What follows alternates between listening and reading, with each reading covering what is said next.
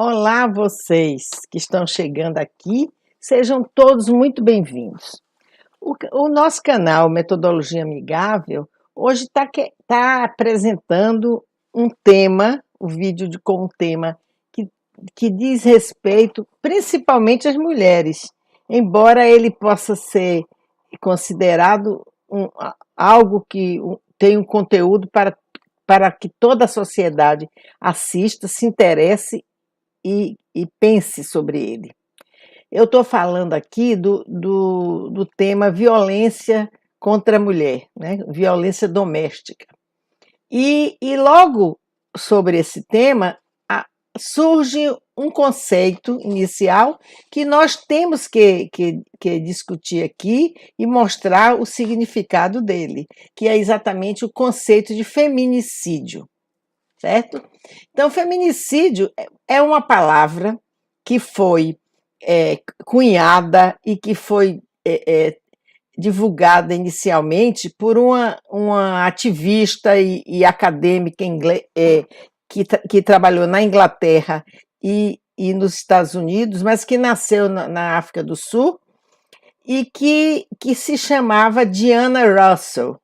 Ela morreu aí no ano passado e tem uma obra longa sobre violência contra a mulher, contra estupro, contra violência contra crianças, etc. Ela pela primeira vez falou essa palavra, então ela chama de feminicídio o ódio que o homem tem contra a mulher meramente pelo fato dela ser mulher. Esse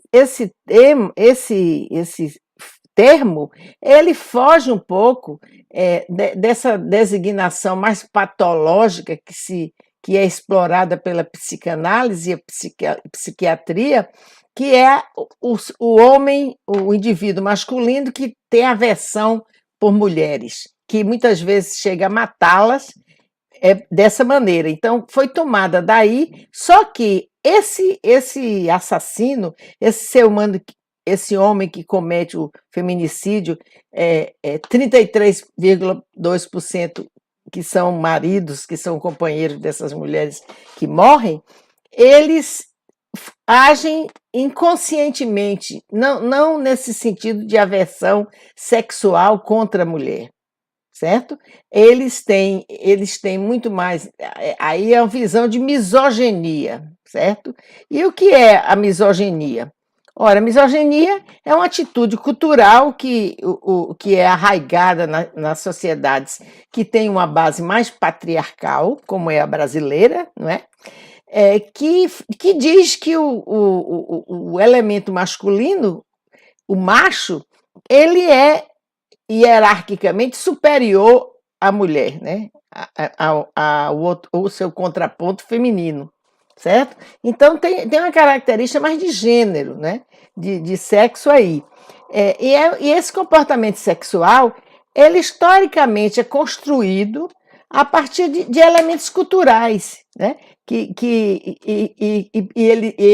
Essa versão social que ele tem, essa misoginia, ela expressa todo o desprezo, né, o desdém que o homem tem em relação às capacidades femininas, né, a capacidade que a sua mulher possa ter, e que está embutido aí dentro exatamente a ideia da dominação, a ideia do poder. Como a mulher seria um outro lado mais fraco, precisaria ser inicialmente defendida, né? Ela, em contraponto, ela deve obedecer o marido, ela deve ter sempre concordar com ele e ter um certo sentido de subserviência, né? Isso a gente vê muito historicamente nas raízes da nossa conformação social, né? Com o coronelismo, né? Com as nossas raízes escravistas, não é? Que mantém até hoje a base desse feminicídio, certo?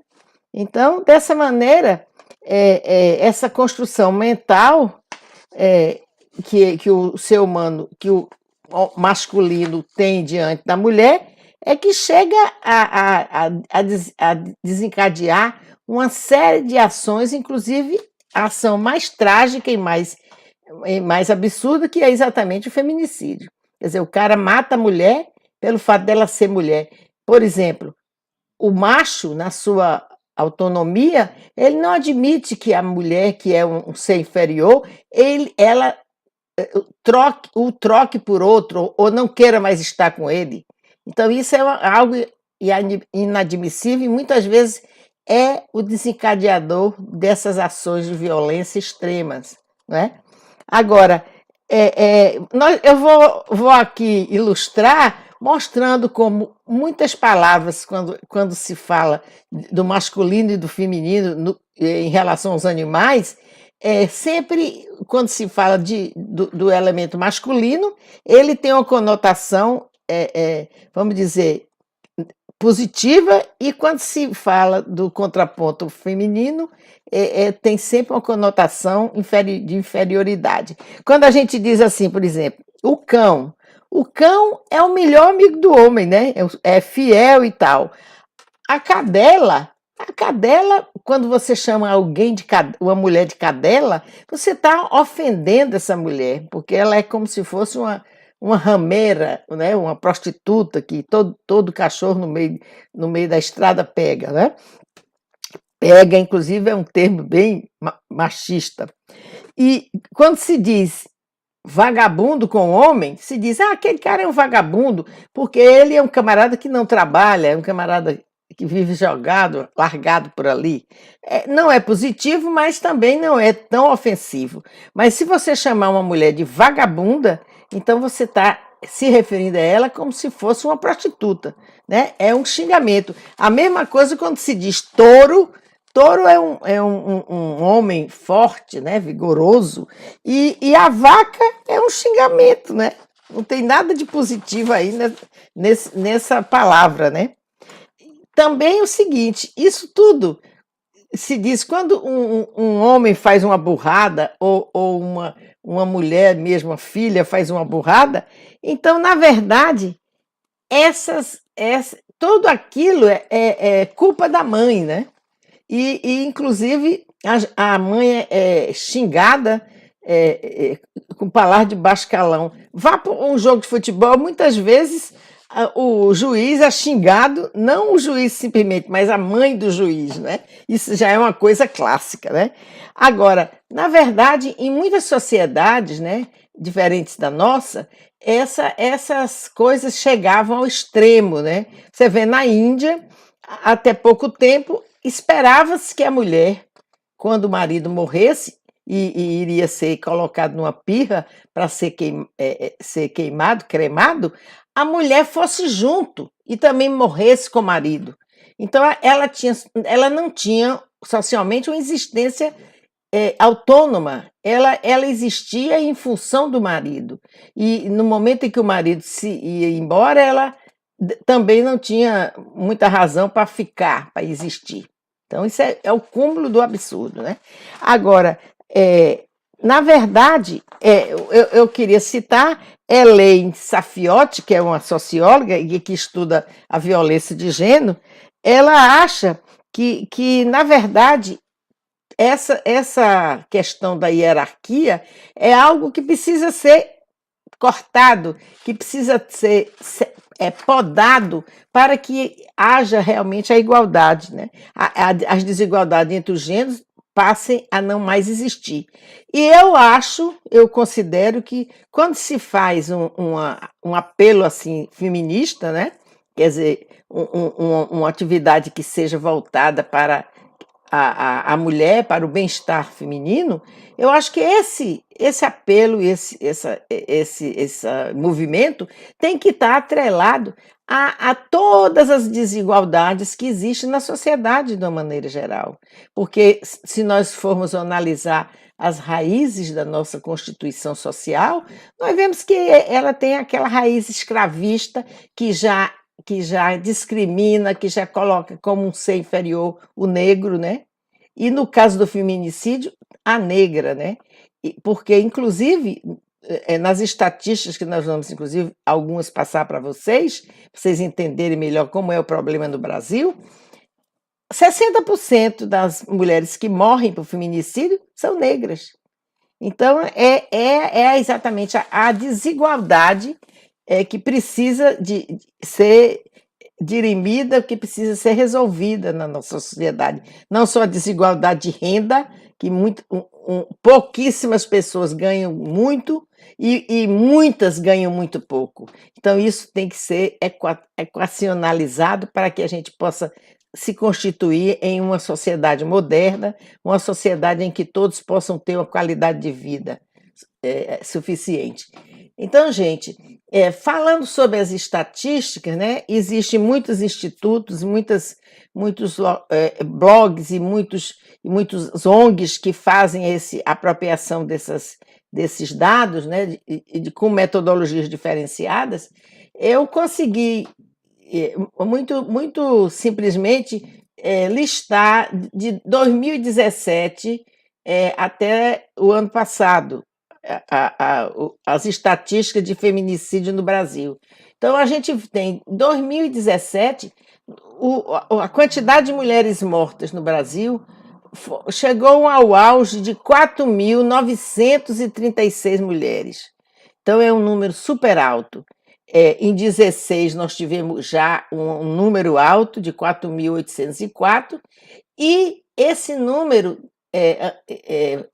atingiu também um pico a partir do início da década, no ano de 2013, quando nós tivemos 4.762. Entretanto, nós tínhamos uma legislação que era bem defasada em relação a isso, que não dava atenção, tinha crimes contra a mulher, mas não tinha crime, não se dava uma importância grande ao feminicídio. E a partir de vários movimentos, de várias atuações aí, nós conseguimos que acrescentar a lei criminal, aumentando a pena de feminicídio, a pena mínima de 6 anos para 12, quer dizer, dobrou, e a pena máxima de 20 anos para 30, que é exatamente o máximo de pena que o nosso Código Civil e o nosso Código a nossa Constituição admite que um ser humano consiga ser processado e penalizado, que é a pena máxima de 30 anos. Então, nós conseguimos que o feminicídio fosse apontado dessa maneira, certo? Agora, eu queria também falar que na verdade, onde é que ocorrem esses crimes normalmente? Ora, 55%, a maioria dos crimes ocorrem no recesso do lar, né? Porque, na verdade, 50% seriam familiar, um pai, um irmão, um marido, sei lá, um companheiro, entendeu? E 33% especificamente são os companheiros das mulheres que morreram, né? Então, vocês estão vendo que é um crime assim perpetrado no seio da família, né? O crime de feminicídio. Agora, as armas usadas, em geral, pelo menos até 2019, eram armas brancas, na maioria. Facas, facões e estrangulamento também, ou então espancamento levado ao ápice, né? Que fazia com que as mulheres morressem. Agora, a partir de 2019, as armas de fogo passam a ter um protagonismo muito grande, e a gente pode associar isso à nova perspectiva, à nova visão do governo federal, que estimula a venda de armas, né, e a disseminação das armas para todos na sociedade, né? Então, essa noção fez com que surgisse a arma de fogo como um dos elementos de perpetração do feminicídio, correto? Agora, na verdade, quais são as causas disso aí? Ora, a gente já comentou um pouco, dizendo que é exatamente a questão da misoginia introjetada na sociedade e na criação dos homens, né? porque os homens, desde criança, os meninos, eles são tratados de uma forma diferenciada, principalmente nos rincões mais atrasados. Então, essa visão retrógrada, né, reacionária, ela faz com que surja essa misoginia de uma forma mais forte, tá certo? Agora, o homem passa a ver a mulher como um mero, às vezes, um mero objeto, um complemento de si próprio, né? Não como algo autônomo, né? E a ver como a sua propriedade, né? Tá certo? Então, essa eu acho que é uma das causas mais significativas que nós podemos apontar como desencadeadora desse crime tão sério. Inclusive, esse crime, ele é cometido como um final, né? The end de toda uma cadeia de violência contra a mulher que é perpetrada com espancamentos, primeiro com humilhações, né, agressões verbais, depois ele se sente mais fortalecido e passa a agredir fisicamente, certo? E até chegar ao ápice de eliminar a mulher, certo?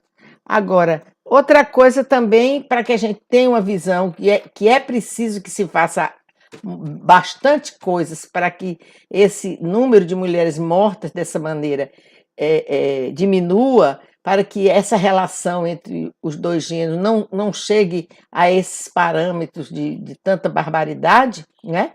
É que o Brasil, diante das nações do mundo que mais cometem feminicídio, ele aparece em quinto lugar.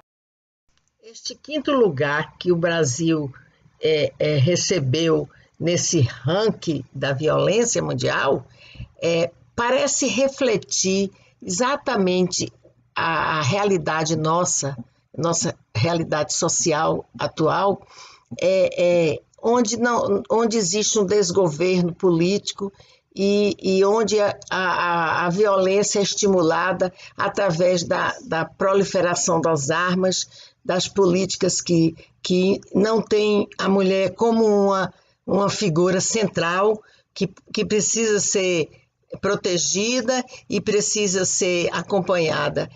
Até mesmo hoje, a questão do aborto legal, não é?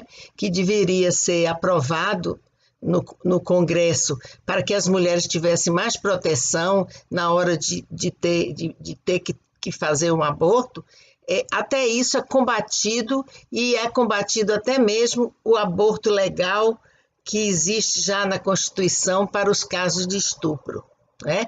Então, gente, vamos ver o restante do ranking para que nós tenhamos uma visão assim geral, né, de quais são os países onde existe maior feminicídio.